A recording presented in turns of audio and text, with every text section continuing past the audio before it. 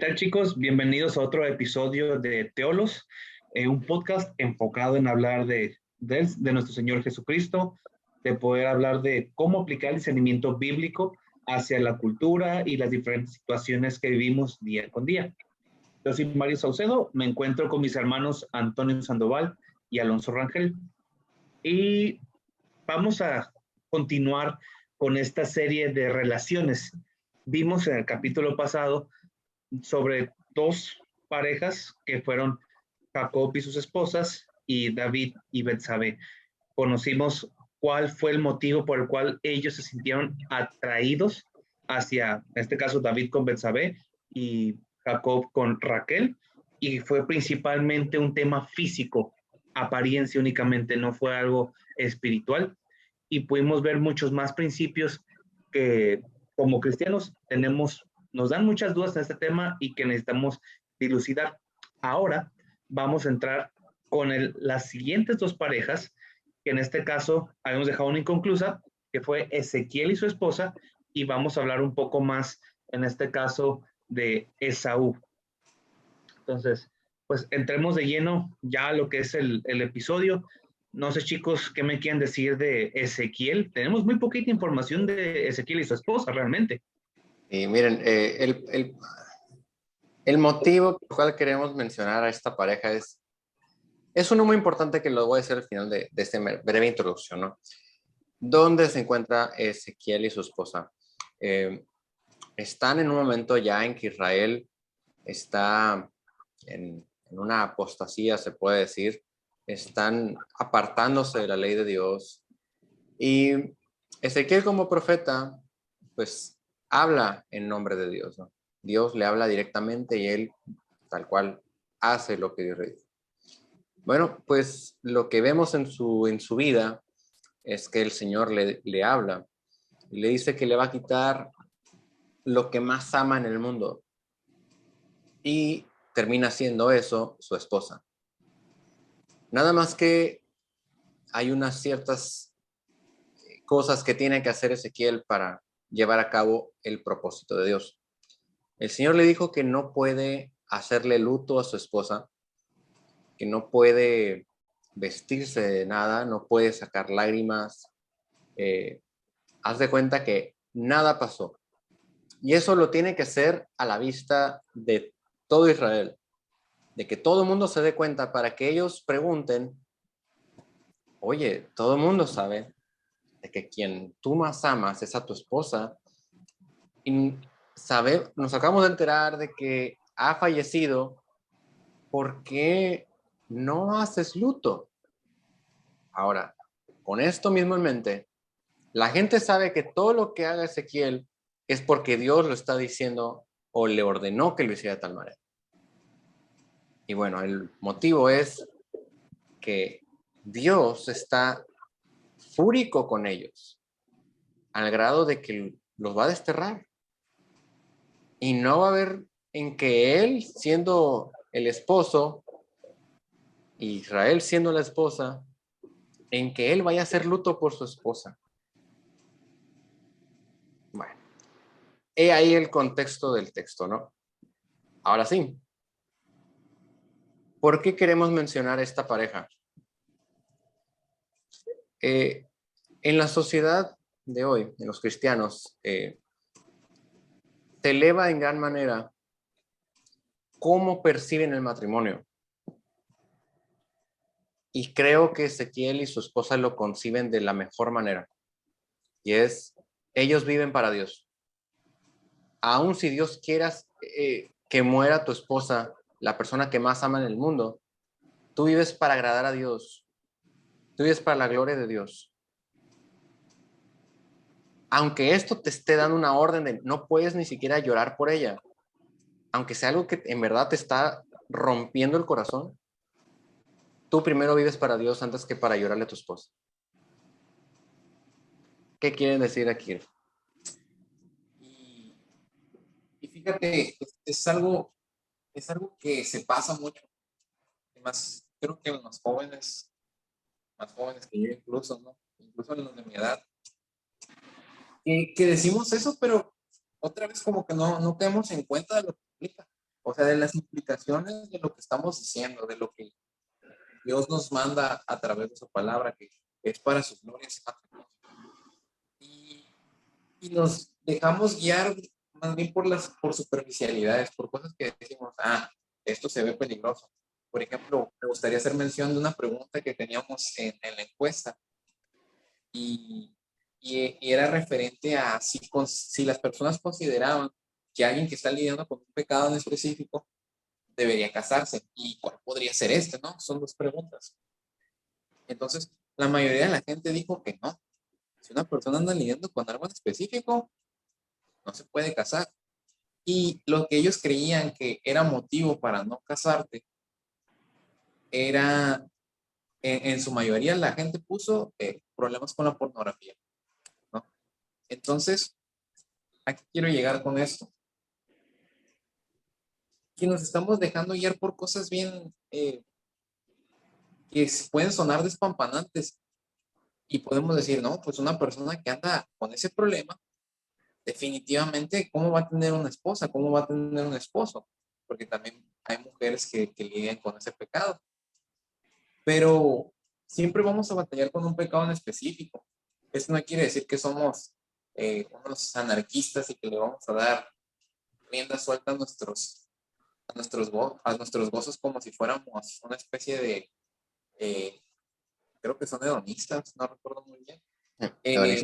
Hedonista. Pero sí entender que esta batalla contra el pecado no es de una vez y ya, es todos los días. Pablo decía que todos los días sometía a su cuerpo e incluso lo golpeaba, ¿no?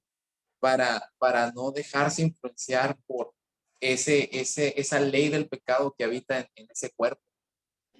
Entonces, mientras que su espíritu era gobernado por la ley de Dios, por la palabra de Dios, su cuerpo estaba peleando con esa ley y estaba todos los días en contra. Entonces, llego a esto, o quiero llegar a esto de esta manera. Siempre vamos a batallar con algo en específico. Y sí, hay mucha gente que batalla con la pornografía, pero eso no debería ser un detonante o algo que debería de hacernos creer que esa persona queda completamente invalidada para casarse o que no puede controlarlo, o que pese a que ya no lo haga o no lo vea, no quiere decir que ya no vuelva a caer y si vuelve a caer ya es una persona completamente reprobada del matrimonio. Entonces, no sé si quieran complementar algo, se me puede pasar algo, no sé qué opinan. Quisiera también entrar a este tema porque, híjole, es muy complicado. Creo que las escrituras a lo mejor no lo definen tan claro, pero sí nos dan principios en la cual podemos nosotros darnos una idea, ¿no? Ahora sí que el tema del pecado es un tema muy delicado. Quiero dar también, igual que el capítulo pasado, alentar a los hermanos, pero también desalentar a otros. En la parte del aliento, como dice el Alonso, o sea, hay situaciones que no te impiden entrar en el matrimonio, pero hay otras que sí. ¿Cuáles serían? Yo diría dependiendo del contexto. Porque, por ejemplo, vayámonos ahorita a lo que es Ezequiel y su esposa. Ellos tenían muy bien en claro, como decía Antonio, que el propósito del matrimonio era glorificar al Señor. Y muchos cristianos entran al matrimonio no con esa idea. Entran con una idea romantizada del matrimonio, que nomás es puro sentimiento, puro amor, y hasta ahí, pero nunca piensan en la posibilidad de que Dios pueda quitarles al cónyuge. Eliminan esa posibilidad completamente. Y creo que deberíamos tener muy presente la situación de Ezequiel y su esposa. Digo, tenemos muy poquita información sobre su relación. Nomás podemos decir que habían tres cosas. Era un matrimonio monógamo. Ezequiel nomás tenía, ahora sí que una esposa. Lo podemos deducir por el texto. Vemos que genuinamente él tenía un afecto profundo por ella, porque dice la escritura, voy a quitarte el deleite de tus ojos. Si no hubiera un profundo afecto por ella, no hubiera dicho esas palabras. Y el tercer punto sería que ella también tenía mucho afecto por él. Había intimidad en ambos cónyuges. Entonces podemos ver que genuinamente el que Dios se haya llevado a su esposa y que aparte le prohibiera el llorarle, si lo pusiéramos en estos tiempos, muchos cristianos, al igual como lo fue en el tiempo de Jesús, muchos se hubieran ido en ese momento, no hubieran seguido esa orden. Oye, ni siquiera me permites llorarle. Y me acuerdo digo, no tiene a lo mejor mucho que ver en el caso del matrimonio, pero me acuerdo que Paul Washer dijo con respecto a su hijo: si mi hijo quiere ir en misiones y va a morir en misiones, hijo, tú ve y glorifica al Señor, porque él sabe que sus hijos están para la gloria de él, y cuanto más el cónyuge. Mi esposa no es mía, es del Señor. Yo no soy de mi esposa, yo soy del Señor. Y necesitamos entender que también la Escritura habla del matrimonio en analogía de Cristo y su iglesia. Somos la viva imagen de Cristo y la iglesia. El varón tiene que representar a Cristo en su trato con la iglesia, en su trato con la iglesia. En este caso, nosotros en nuestro trato con la esposa. Y también la esposa al revés, mostrando cómo es Cristo, pero en la sumisión. O en este caso, la iglesia en sumisión a Cristo. Dice la Escritura claramente: Cristo es el Señor del varón y el varón cabeza de la mujer. Necesitamos tener muy en claro esto. ¿Por qué? ¿En qué momento uno puede decir puedo entrar o no puedo entrar? Y quiero retomar un poquito a lo mejor lo que vimos el capítulo pasado del tema de conceptualizar la madurez. Hay pasajes en las Escrituras en la que, por ejemplo, y quisiera hacerlo de forma analógica con el matrimonio. Pablo prohíbe que un recién convertido sea líder de la iglesia. Lo prohíbe categóricamente. Y no quiero hacerlo exactamente igual, pero si eres una persona que acabas de entrar a la fe cristiana, no debes inmediatamente decir, ¿sabes qué? Ya me hice cristiano, ahora sí voy a buscar una relación. No. Yo recomendaría que no. ¿Por qué? Vas empezando en la fe. Necesitas empezar a conocer más de Cristo, empezar a conocer más de la fe. Sé que no es algo que la Biblia explícitamente a lo mejor lo dice, pero creo que podríamos tomarlo de forma análoga, sobre todo para el varón, porque tú vas a ser un líder de una familia. Vas a ser un... Mario, Entonces, hay muchas situaciones en las que a lo mejor la pornografía sí sería una ocasión para... Ah, dime, sigue tú, porque yo agarro vuelo. creo que vas a tener que repetir tus últimas 2, 3 líneas porque se nos fue el internet contigo. Repítenos un poquito nada más, a lo mejor 30 segundos antes de lo que estabas diciendo. Ok, nomás rápido para no agarrarme tanto vuelo. Hay muchas situaciones en las que un pecado pudiera ser, el mismo pecado, pudiera ser motivo para no entrar al matrimonio, o también para decir, ¿sabes qué? No hay tanta bronca, no estás impedido para entrar. Pero en este caso, por ejemplo, de que vas entrando en la fe cristiana y eres alguien completamente soltero, sí sería a lo mejor una recomendación, ¿sabes qué? No te desesperes, profundiza en tu relación con el Señor, porque conociendo al Señor vas a entender la importancia del matrimonio. Y al fin y al cabo, tú no entras en una relación de noviazgo para pasar el rato. Ahí me choca, de verdad me choca mucho cuando la gente dice, se me antojó para estar con ella por un rato. ¿Cómo me cae mal eso? Me tocó escucharlo, digo, obviamente en hombres. Pero últimamente más en mujeres, les soy sincero, pero me requepatea eso. O sea, ¿tú a qué vas a hacerle perder el tiempo a una mujer, a un hombre? ¿Vas a jugar con sus sentimientos, con su corazón? Es una tontería. Tú entras en una relación precisamente porque tienes en mente el glorificar a Dios en el contexto matrimonial, porque hace representar a Cristo, ya sea en la sumisión al Padre o en el siendo cabeza. Ok, ¿Cómo ven ustedes, hermanos? ahora vámonos a los dos extremos, ¿no?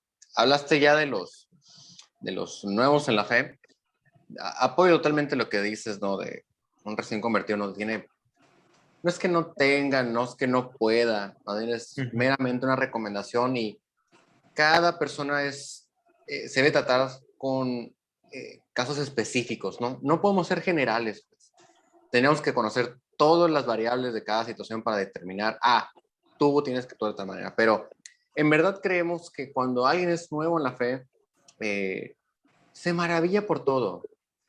Cae muy fácil con cualquier persona. Ve que alguien maneja la Biblia a diestra y a siniestra tan fácil. Se avienta versículos aislados súper bien. Dice, ¡ay, no! Pues este sí es un hombre de Dios, o esta sí es una sierva de Dios, y cosas así, ¿no? E inmediatamente caen, ¿no? Son domados por mera apariencia piadosa, pues, pero desconocen qué hay adentro, ¿no? Y ya que se casaron, ahora sí, ya cuando lo escuchan roncar en la cama, ya dicen, oye, no era como me imaginaba.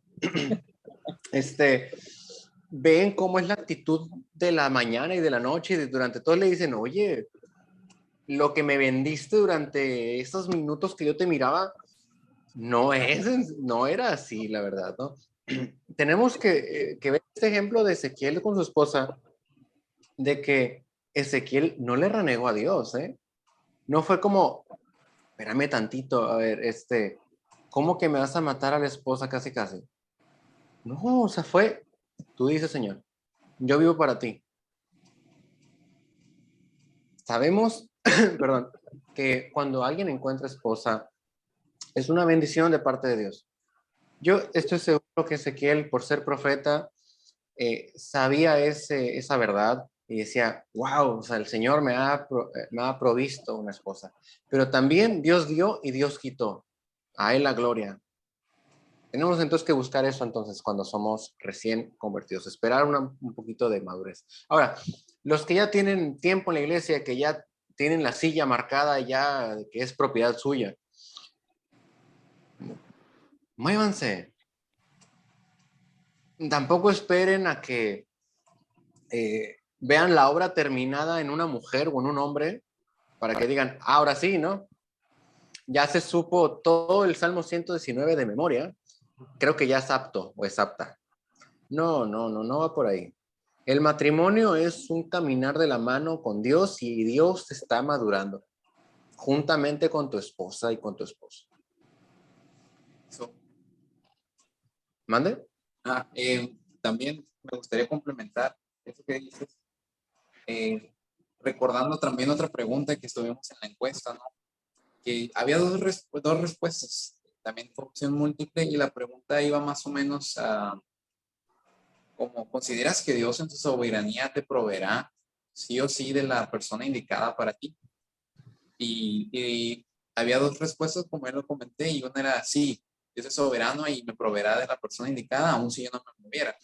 Y la otra era, sí, si Dios viene soberano, a mí me corresponde, ¿no?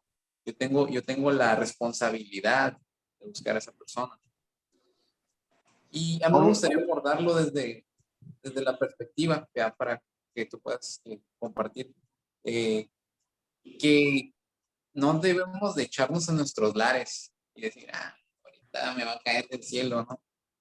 Como ya vimos en las relaciones pasadas, si bien en las relaciones pasadas no abordaron correctamente o no empezaron con el pie derecho esas relaciones, algo que sí hicieron fue moverse.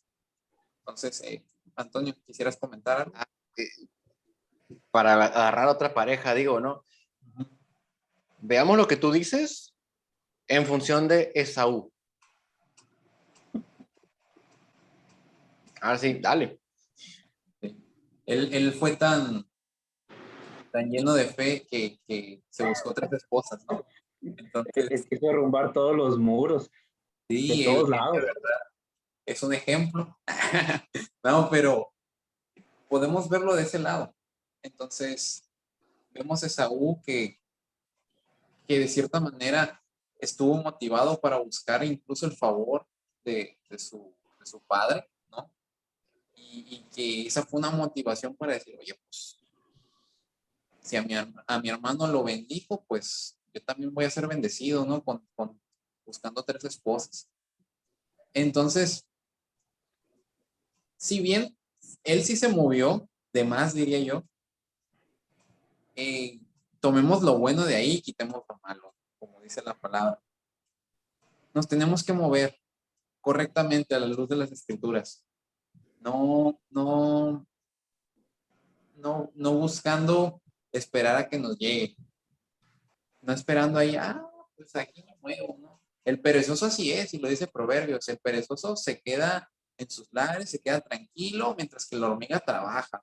Trabaja para conseguir el alimento, para subsistir en la temporada más fuerte de invierno.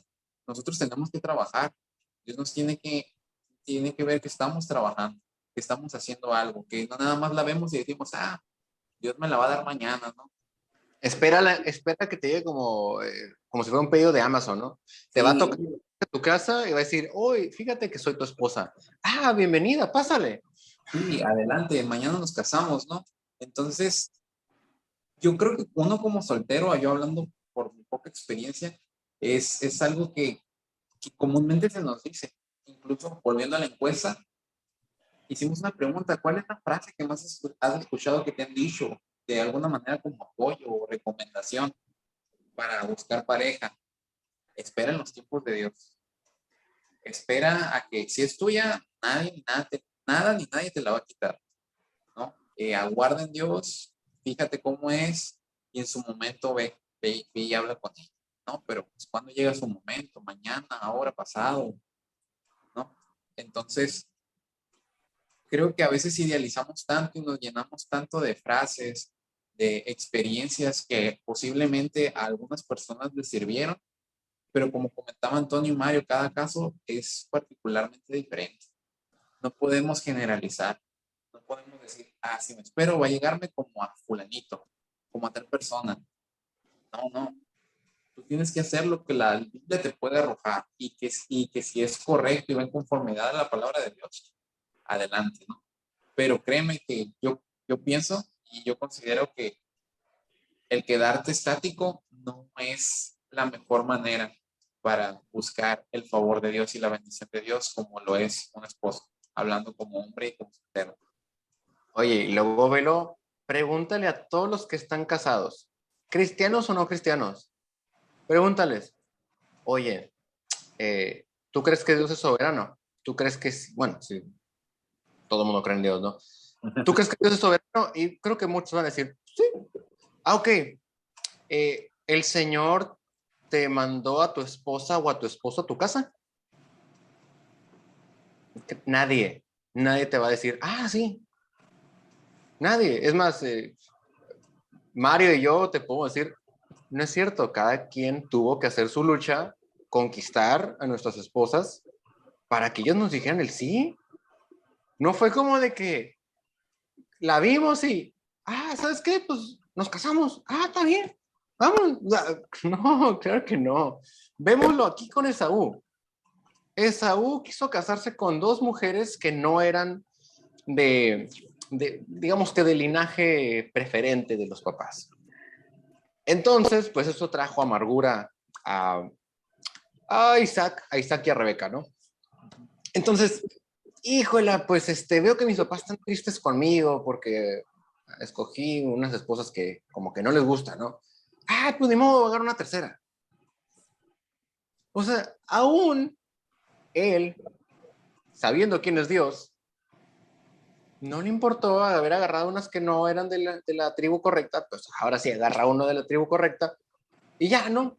Bueno, pues hasta él es un ejemplo de que hay que hacer cosas aún para conseguirse 3 esposas. De hecho, creo que también podemos rescatar de ahí la motivación por la cual te casas. Entra en un factor muy importante, porque aquí vemos que Esaú se casó por motivos incorrectos.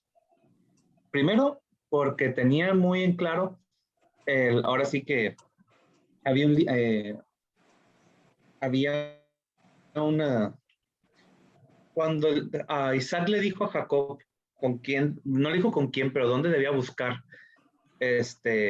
matrimonio, o sea, ve, buscan por esta familia, evítate los de Canaán. Dice la escritura que Saúl escuchó eso y quiso imitar ese tema, porque Isaac había bendecido a Jacob.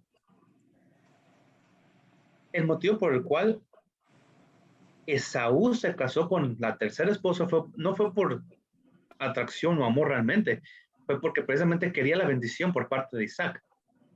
Ya había perdido muchas cosas. Jacob ya le había quitado muchas cosas. Entonces, y también con la primera esposa, o sea, no fueron motivos, ahora sí que espirituales, no, realmente bíblicos. No estaba pensando en el Señor. Ahora sí que el más espiritual que tenemos ahora sí que los tres patriarcas, bueno, Abraham ya está casado, pero fue Isaac, el más bíblico, por así decirlo.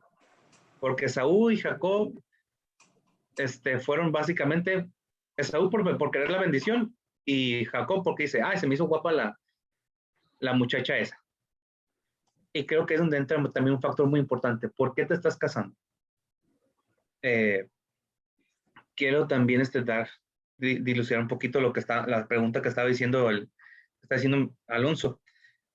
Dios es soberano, tal cual. Y, y está en las promesas, ¿no? El que haya esposa, hay el favor de Dios. Ahora sí que es una promesa preciosa, y lo puedo decir yo que estoy casado, es una bendición preciosa, pero esa soberanía no implica que tú no puedas hacer nada. Es igual que en el evangelismo. Claro, Dios Dios ya predestinó desde antes de la fundación del mundo quienes formarían parte del reino, pero no dice, pues no hagan nada. ¿Qué es lo que nos dice? Vayan y hagan discípulos, prediquen el evangelio. Tenemos que hacer eso. Y dice Pablo, ¿cómo se salvarán si no escuchan el mensaje? ¿Y cómo escucharán el mensaje si no hay alguien quien les envíe? Se puede aplicar de forma análoga. ¿Cómo quieres tener una esposa o esposo, en el caso de las mujeres, si no hay iniciativa, si no te mueves? Y eso es porque creo que estamos poniendo también, hablamos mucho a lo mejor ahorita de lo que son los varones. Ya cuando lleguemos a la otra pareja que vaya a ser Ruth y vos, vamos a hablar de lo que es la iniciativa de la mujer con respecto a esto, porque en el matrimonio hay dos roles, ambos iguales en dignidad, pero Dios define los roles en el matrimonio. Y va a ser en una situación a lo mejor un poco distinta, a lo mejor en la parte del cortejo, porque quien debe iniciar es el varón. Vemos que dicen las escrituras que quien deja a padre y madre no es la mujer, es el varón. Porque esto dice, es propio que el varón deje madre y padre y se una a su esposa.